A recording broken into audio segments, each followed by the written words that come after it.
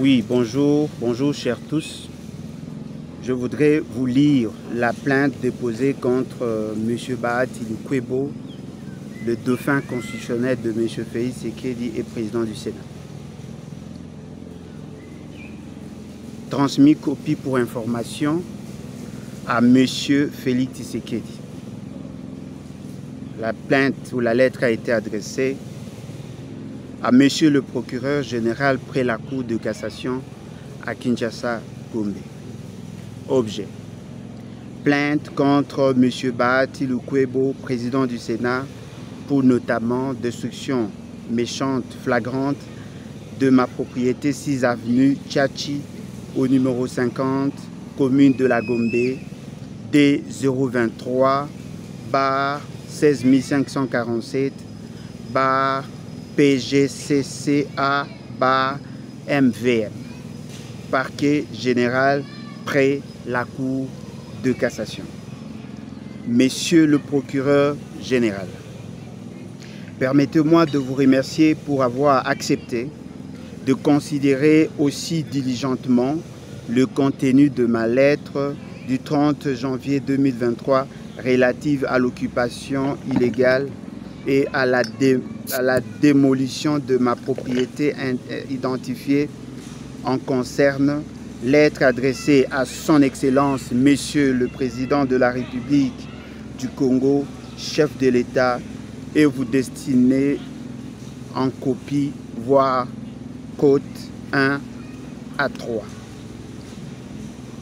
Puis-je vous prier de bien vouloir joindre au dossier instruction ouvert à votre office sous le numéro D023/16547 PGCCA/MVM la présente plainte à charge de propriété dont il vient de détruire méchamment le bel et solide construction qui y était érigée, tout en sachant que la propriété en question appartient à mon défunt époux Jean Gouze à Carlibande, qui me fait la léguer. Le fait des destructions aussi méchantes sont prévues et punies par les dispositions de l'article 110 du Code pénal congolais, livre 2. En ces termes, quiconque aura détruit, renversé ou dégradé par quelque moyen que ce soit, en tout ou en partie, de bâtiments, ponts, digues, chaussées, chemins de fer, machines, appareils télégraphiques ou téléphoniques, ou autres constructions appartenant à autrui, sera puni d'une servitude pénale de 5 ans au maximum et d'une amende de 25 à 1000 zaïrs ou d'une de ces peines seulement. En effet, M. Bahati, Modeste Bahati, alors DGA de la Banque agricole, et plus tard mon vice-ministre à l'agriculture sous le gouvernement Kengo 1994-1996, est venu plusieurs fois dans la propriété qu'il vient de détruire, soit pour y rencontrer mon époux, soit pour voir son chef hiérarchique, ministre de l'Agriculture que j'étais. Pour votre gouvernement, le 10 avril 1994, le président de la République, maréchal du Zaïre, a, par lettre datée du 10 avril 1994, décidé de céder à titre définitif et gracieux à M. Jean Gouze à Carlibande, la villa située sur numéro 50, avenue Tchachi, zone de la Gombe, voire côte 4, lettre du président de la République, maréchal du Zaïre. La propriété ainsi cédée par décision du président de la République décisions exécutoires par le gouvernement, voire notamment la Constitution du 24 juin 1967, article 31, telle qu'est révisée respectivement le 15 août 1974, article 65, le 15 février 1978, article 91, le 9 avril 1994, remplacé par l'acte constitutionnel de la transition, articles 80 et 82. Appartenait à la Banque zaïroise du commerce extérieur, BZCE en sigle, et faisait partie en conséquence du domaine privé du patrimoine immobilier de l'État. En effet, comme vous le savez, au terme de dispositions de l'article 10, 209, 210 et 211, notamment de la loi numéro 73-21 du 20 juillet 1973 portant régime général de biens, régime foncier et immobilier et régime de sûreté, dite loi foncière, telle que modifiée et complétée par la loi numéro 80-008 du 10 juillet 1980, le patrimoine immobilier de l'État comprend un domaine public et un domaine privé. Tous les immeubles qui sont affectés à un usage ou à un service public font partie du domaine immobilier public de l'État. Tous les autres immeubles font partie du domaine privé de l'État.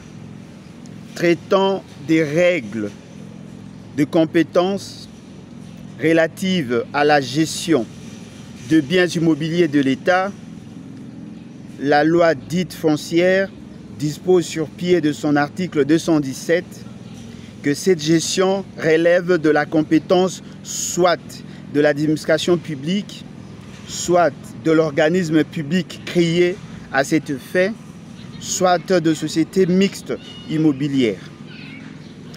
Les conditions et modalités auxquelles sera soumise cette gestion devraient être fixées au terme de dispositions de l'article 218 de la loi dite foncière par une ordonnance du président de la République. S'agissant de l'administration publique, traitant de la gestion de terres par celle-ci, article 182, la loi dite foncière précise en son article 193 que les concessions de terres gérées par les administrations publiques, concessions ne sont valables que si elles sont accordées. 1. Par contrat approuvé par une loi pour le bloc de terre rurale égaux ou supérieurs à 10 000 hectares et pour le bloc de terre urbaine égaux ou supérieurs à 100 hectares. 2. Par contrat validé par ordonnance du président de la République pour le bloc de terre rurale supérieur à 1000 hectares et inférieur à 2000 hectares et pour le bloc de terre urbaine supérieur à 50 hectares et inférieur à 100 hectares. Du reste, au terme de disposition de l'article 6 de l'ordonnance numéro 77-040 du 22 février 1977, fixant les conditions d'octroi de concessions gratuites en faveur de Zaïrois qui ont rendu de services éminents à la nation, le président de la République a le pouvoir de prendre d'office une décision agréant tous Zaïrois de son choix au bénéfice de la concession gratuite et faire part de sa décision au commissaire d'État ayant les affaires foncières dans ses attributions. Celui-ci signe alors avec les bénéficiaires un contrat de concession ou achemine le dossier vers l'autorité compétente. Si le président de la République peut seul, par ordonnance, valider le contrat de concession de terre pour le bloc de terre rural supérieur à 1000 hectares et inférieur à 2000 hectares et pour le bloc de terre urbaine supérieur à 50 hectares et inférieur à 100 hectares,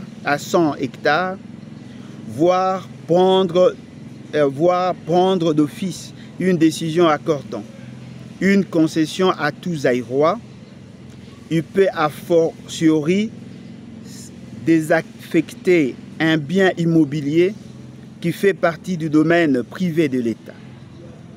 C'est ainsi que le raisonnement a fortiori se justifie amplement. Qui peut le plus, peut le moins.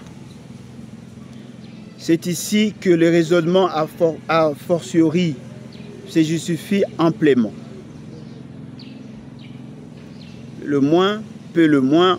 En tout état de cause, la décision de cession ou de donation à titre gracieux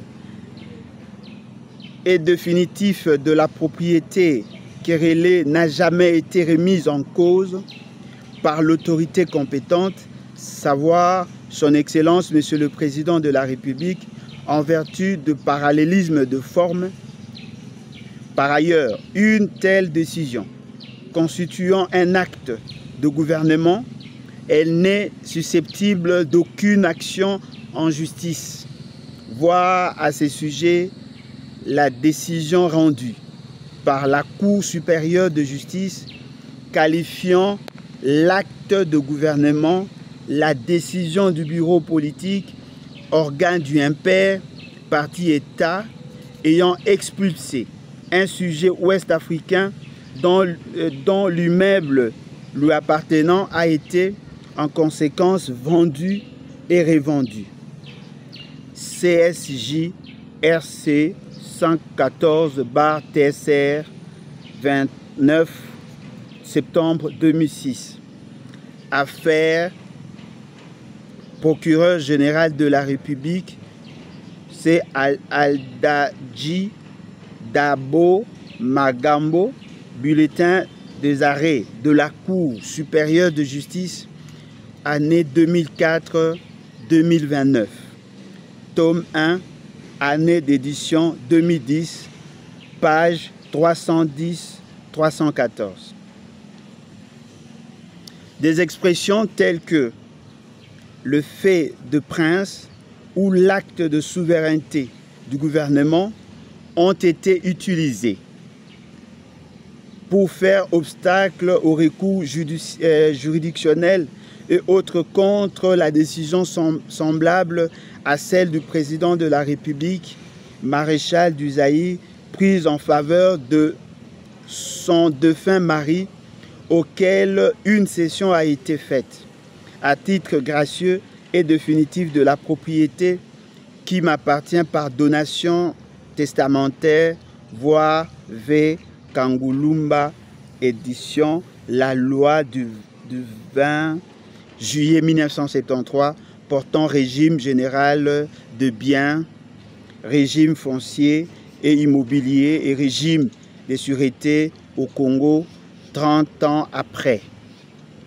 Quel bilan essaie d'évaluer Louvain, La Neuve et Kinshasa, Academia, Brilinde et Kazi, page 78. Par la donation entre vifs, conforme par ailleurs aux dispositions de l'article 49 de la même loi, faite par la décision sus-évoquée du président de la République, la villa 6 numéro 50 de l'avenue Tchatchi a été sortie du patrimoine immobilier privé de l'État pour devenir, par cet acte de cession en droit foncier, cette cession constitue l'un des actes translatifs de la propriété avec le testament et même l'acte de vente. la propriété de M. Jean Gounze à Carlibond. Effectivement, au terme de disposition de l'article 213 et 214 de la loi foncière susventée, la cession est l'acte par lequel l'État transfère son droit de propriété. À cet égard, il a été jugé, s'agissant de l'acte de vente, par rapport au certificat d'enregistrement, de façon à le rendre inattaquable, l'acte transitif et translatif du droit de propriété et le pacte de vente, lequel renferme la volonté de partie et fait la loi de celle-ci. KIN RCA 788, 25 août 1977, in Kengo Wadondo, Mercurial, page 36, cité par V. Kangulumba, édition La Loi du 20 juillet 1973, portant régime général de biens, régime foncier et immobilier et régime de sûreté au Congo. 30 ans après, quel bilan? Essai d'évaluation, Louvain, La Neuve et Kinshasa, Academia Brilande et Kazi, page 139. In specie casu, la donation me fait de la propriété en question. Par testament du 16 juin 2003, par mon défunt époux, alors encore en vie, code 5 à 7, m'a conféré le droit de devenir propriétaire, droit prévu par les dispositions de l'article 239 de la même loi dite foncière. Au sujet de ces droits, la doctrine et la jurisprudence congolaise reconnaissent aux titulaires de droit à devenir propriétaire le pouvoir de passer valablement divers contrats. Il peut même hypothéquer l'immeuble avant la mutation effective qui se fera par l'établissement du certificat d'enregistrement, voire J bar P bar qui fois bala tequilaza ya. Droit civil, le bien du certificat droit civil, le bien total et tome 1, le droit réel foncier. Lubumbashi, 2e édition, Poule 2015, numéro 728, page 372. Sur le fondement de ce droit, j'ai par ma lettre datée du 7 novembre 2012, code 8 et 9, fait opposition à toute vente ou cession par tiers de la propriété querellée. En réponse à l'acquisition d'informations lui adressées, code 10, le conservateur de la circonscription foncière de la Gombe a commis une altération de la vérité en décidant, par une explicative de son chef du bureau du contentieux foncier et immobilier, que mon opposition ne pouvait être actée, au motif fallacieux selon lequel ma propriété appartenait à M. Gigachamois et qu'elle serait ouverte par un certificat établi au nom de ces derniers en vertu d'un acte de désistement après avoir appartenu précédemment à deux sociétés, en l'occurrence la société Cooper Products Ltd et Alva SA, selon Donc, les susdits conservateurs, ma propriété n'aurait jamais été couverte par un titre au nom de la BZCE, code 11 et 12. En réalité, ce bien immobilier a été couvert par des titres au nom de la BZCE, titre que monsieur le gouverneur de la banque demandait au président administrateur délégué de celui-ci de transmettre à la direction juridique de la Banque du Zaïre dans le cadre de travaux de liquidation de la dite BZCE, code 13. Du reste, dans sa lettre adressée à son Excellence, Monsieur le Président de la République du Congo, chef de l'État, en réplique à la mienne, Monsieur Modeste Bahati, par son conseil, Maître Mupula, atteste que ma propriété a été partie du patrimoine de la Banque du Peuple, BDP, devenue plus tard BZCE, voire code 15 et 17. En effet, c'est M. Jean-Claude Massango, alors gouverneur de la Banque centrale du Congo, anciennement Banque du Zaïre, qui, ayant reçu le titre de la BZCE comme sollicité par son prédécesseur, a vendu ma propriété sans titre ni qualité à M. Giga Chamwa. Invité à présenter l'historique de ma propriété par M. Kalev Mutombo, alors administrateur général de l'ANER, M. Deogracias Mutombo Mwana Ngongo, alors gouverneur de la Banque centrale du Congo, a démontré à M. Kalev que mon défunt époux avait régulièrement acquis la propriété qu'il m'a déléguée. L'administrateur général de l'ANER m'a lui-même fait part de cette conclusion du gouverneur de la Banque nationale dans son bureau à l'ANER.